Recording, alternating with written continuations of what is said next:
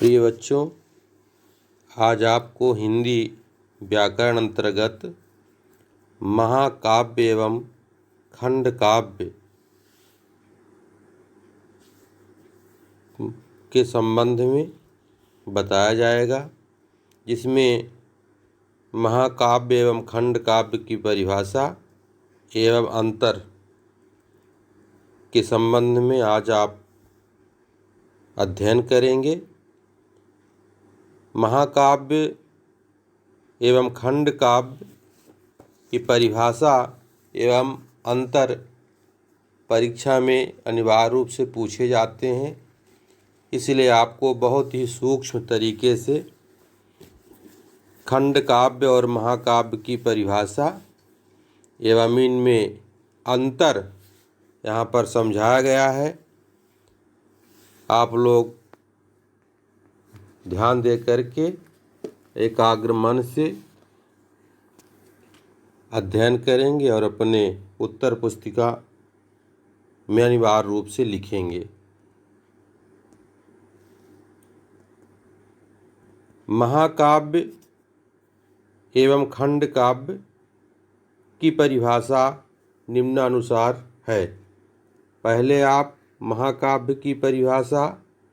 महाकाव्य इतिहास, पुराण, प्रसिद्ध कथा वस्तु होती है।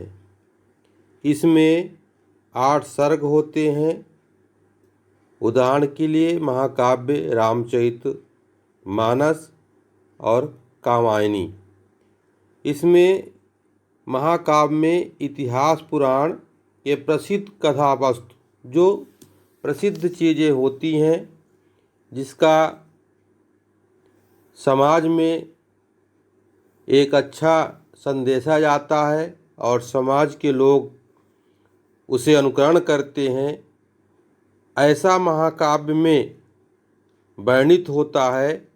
और प्रमुख रूप से महाकाव्य इतिहास, पुराण में प्रसिद्ध कथा वस्तु होती है। खंड काव्य की परिभाषा। खंड काव्य में घटना तथा जीवन के एक अंश का वर्णन होता है।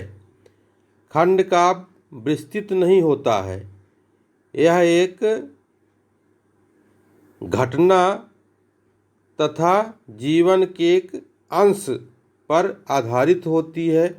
जैसे हल्दी घाटी का युद्ध एक घटना है और उसी पर आधारित खंड काव्य जो लिखा जाता है वह एक घटना पर आधारित है।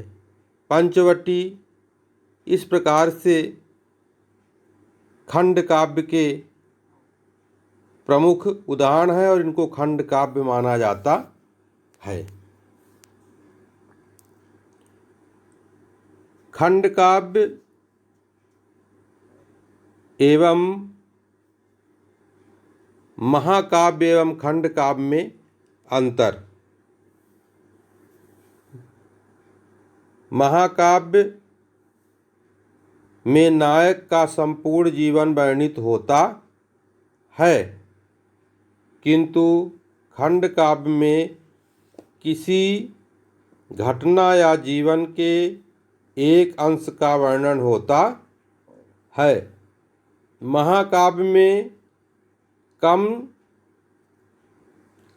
से कम 8 सर्ग होते हैं, किंतु खंड काव्य में इतना विस्तृत नहीं होता। महाकाव्य का उद्देश्य महान होता है। खंड काव्य के लिए महान उद्देश्य का होना अनिवार्य नहीं है। महाकाव्य में अनेक छंदों का प्रयोग होता है, किंतु खंड काव्य में संपूर्ण रचना में एक ही छंद का प्रयोग होता है। इस प्रकार से आप सभी को बहुत ही सूक्ष्म तरीके से महाकाव्य एवं खंड काव्य की परिभाषाएं और महाकाव्य एवं खंड काव्य में अंतर को बताया गया। छोटी छोटी ये बातें बहुत महत्वपूर्ण होती हैं और परीक्षा उपयोगी होती हैं। आप सभी बच्चे अनिवार्य रूप से इसे उत्तर पुस्तिका में लिखें और याद करें और अपने उत्तर पुस्तिका को निरीक्षण करवाएं और जो भी वीडियो के माध्यम से ऑनलाइन आपको बताया जा रहा, पढ़ाया जा रहा, अनिवार्य रूप से पार्ट बाई पार्ट उसके भाग को देखते रहें। अगले भाग में और इसका विस्तार से आपको समझाया जाएगा।